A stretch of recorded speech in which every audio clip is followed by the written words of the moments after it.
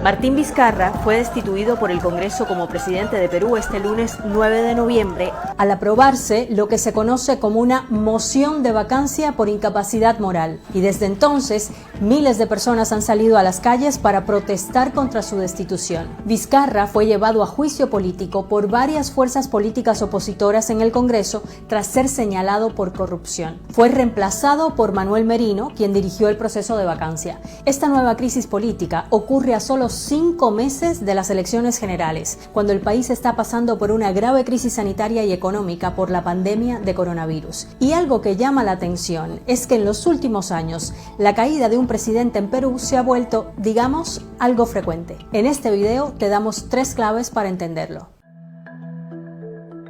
Manuel Merino es el tercer presidente que ha tenido Perú en los últimos 4 años, y no precisamente porque haya habido elecciones. La salida de Vizcarra ocurre tras varios intentos de un Congreso en el que el ahora expresidente no tenía mayoría, ni bancada política, pero sí bastantes enemigos. Y para muchos en Perú, esto es como ver de nuevo la misma película. Vizcarra llegó al poder cuando era vicepresidente tras la renuncia de Pedro Pablo Kuczynski, más conocido como PPK, el último presidente que fue elegido por el voto de los peruanos en 2016. El enfrentamiento férreo entre poder ejecutivo, es decir, el del presidente, y el poder legislativo, el del Congreso, ha estado presente desde esas elecciones en las que ganó el binomio de PPK y Martín Vizcarra del ya disuelto Partido para el Cambio, pero el Congreso quedó dominado por la oposición fujimorista y sus aliados. Kuczynski tuvo 2 juicios políticos acusado de corrupción por el Congreso y acabó renunciando. Ahora cumple una orden de arresto domiciliario desde abril de 2019 por sus vínculos con el caso Odebrecht. Recordemos que Odebrecht es el gigante de la construcción brasileño que sobornaba a políticos en América Latina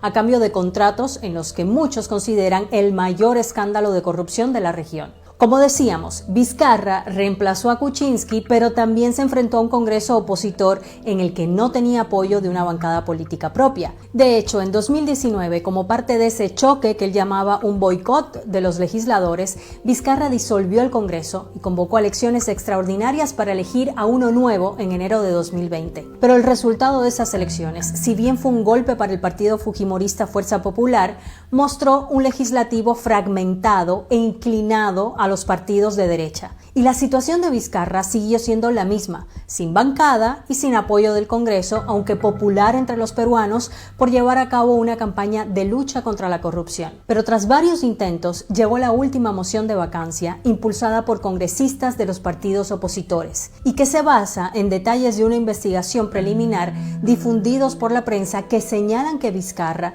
recibió más de $600,000 del llamado Club de la Construcción. Esto es una suerte de cartel de empresas constructoras peruanas y extranjeras que se dedicaban a ganar licitaciones públicas pagando sobornos a las autoridades. Hay que decir que Vizcarra ha negado todas las acusaciones y que la justicia peruana no lo ha imputado por este caso. Así, con Vizcarra fuera y Merino asumiendo el poder, llegamos a la cifra de 3 presidentes en 4 años. Pero se preguntarán por qué han caído tantos presidentes en Perú. Bueno, empecemos por decir que Perú tiene una larga lista de expresidentes envueltos en escándalos de corrupción que han terminado en la cárcel o con juicios en su contra. Alberto Fujimori, Alan García, quien se suicidó el 17 de abril de 2019 acorralado por la investigación del caso Odebrecht, Alejandro Toledo, Ollanta Humala, PPK, que ya hemos mencionado. No a todos los destituyeron por vacancia, pero la inestabilidad política se ha vuelto una constante. Así la corrupción ha marcado al país como al resto de países de América Latina, incluyendo también a la oposición y a muchos de los congresistas que llevaron adelante la moción contra Vizcarra. Claro, dicho esto, también es cierto que destituir a un presidente en Perú es un proceso relativamente fácil y rápido si se compara con otros países. Como en toda Latinoamérica, Perú tiene un régimen presidencialista, donde el poder está en manos del presidente elegido en las urnas. Pero en la práctica, el Congreso tiene mucho poder y en ese sentido se parecería más a un sistema parlamentario, empezando porque tiene una sola cámara, una característica que comparte con Ecuador y Venezuela. Es decir, que lo que decide ese Congreso no tiene que ratificarse en ninguna otra instancia legislativa, como el Senado, en el caso de los países que tienen 2 cámaras legislativas. Y aquí hay que llamar la atención sobre esa figura de vacancia por incapacidad moral del presidente, que fue la figura por la que destituyeron a Vizcarra. Ojo, existe en otros países, pero en Perú tiene alcances distintos. Viene de la Constitución de 1839 y se ratificó en las 10 siguientes, incluida la última de 1993. La clave está en cómo se define la incapacidad moral, que puede incluir desde la enfermedad, la muerte o literalmente la autoridad moral para ejercer el cargo. Es decir, en el caso de Vizcarra se decidió que estas acusaciones de corrupción no le dan autoridad moral para ser el presidente de Perú. Lo otro es que es bastante fácil y rápido lanzar un proceso de vacancia en el Congreso de Perú. Si el 20% de los 130 congresistas se pone de acuerdo, puede pedirla. Con el 40% se admite y el 66%, es decir, 87 de 130 legisladores, puede aprobarla.